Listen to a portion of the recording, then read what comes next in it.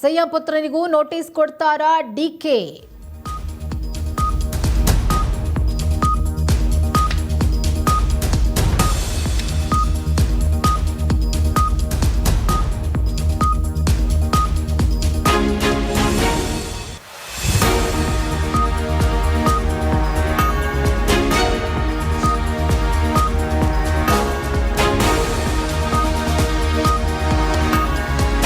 ವಿರಾಮ ಉಲ್ಲಂಘಿಸಿದ ಸಿಎಂ ಪುತ್ರನಿಗೆ ಇದೀಗ ನೋಟಿಸ್ ಕೊಡ್ತಾರಾ ಡಿಕೆ ಶಿವಕುಮಾರ್. 5 ವರ್ಷವೂ ಕೂಡ ಸಿಎಂ ಸಿದ್ದರಾಮಯ್ಯನವರೇ ಸಿದ್ದುನೇ ಸಿಎಂ ಅನ್ನುವಂತ ಹೇಳಿಕೆ ಕೊಟ್ಟಿದ್ದಾರೆ. ಅದಕ್ಕೆ ಏನು ಉತ್ತರ ಕೊಡ್ತಾರೆ ಡಿಕೆ ಶಿವಕುಮಾರ್?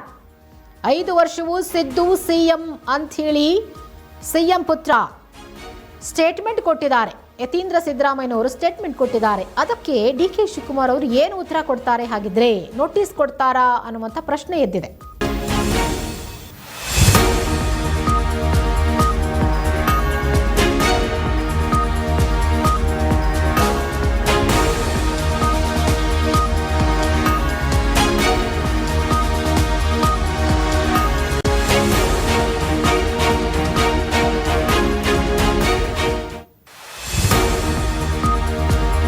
ಯತೀಂದ್ರ ಹೇಳಿಕೆಗೆ ಡಿಸಿಎಂ ಡಿಕೆ ಶಿವಕುಮಾರ್ ಪ್ರತಿಕ್ರಿಯೆ ಕೊಟ್ಟಿದ್ದಾರೆ. ನನ್ನ ಸಿಎಂ ನಡುವೆ ಯಾವುದೇ ಅಭಿಪ್ರಾಯ ಇಲ್ಲ, ನನ್ನ ಮತ್ತೆ ಸಿಎಂ ಸಿದ್ದರಾಮಯ್ಯನವರ ನಡುವೆ ಯಾವುದೇ ಅಭಿಪ್ರಾಯ ಇಲ್ಲ, ಅಂದ್ರೆ ಭಿನ್ನಾಭಿಪ್ರಾಯ ಇಲ್ಲ. ಯತೀಂದ್ರ ಯಾವ ಅರ್ಥದಲ್ಲಿ ಹೇಳಿಕೆ ಕೊಟ್ಟಿದ್ದಾರೆ ನನಗೆ ಗೊತ್ತಿಲ್ಲ.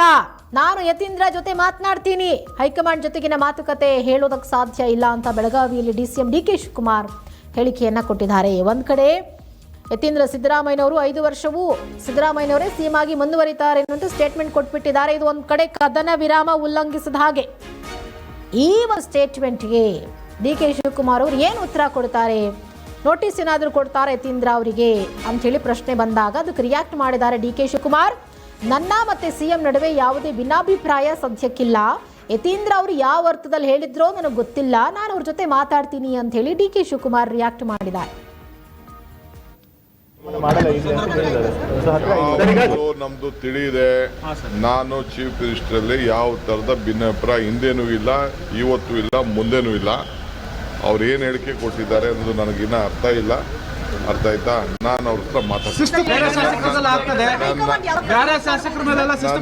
ನನಗೆ ಗೊತ್ತಿಲ್ಲ. ನಾನು ಅದೆಲ್ಲ ಹೈಕಮಾಂಡ್ ನನ್ನ ಹತ್ರ ಮಾತಾಡೋದು ಯಾವಾಗ ಕರೀತಾರೆ ಅನ್ನೋದು ನಾನು ಅದನ್ನ ಡಿಸ್ಕ್ಲೋಸ್ ಮಾಡಕ್ಕಾಗಲ್ಲ.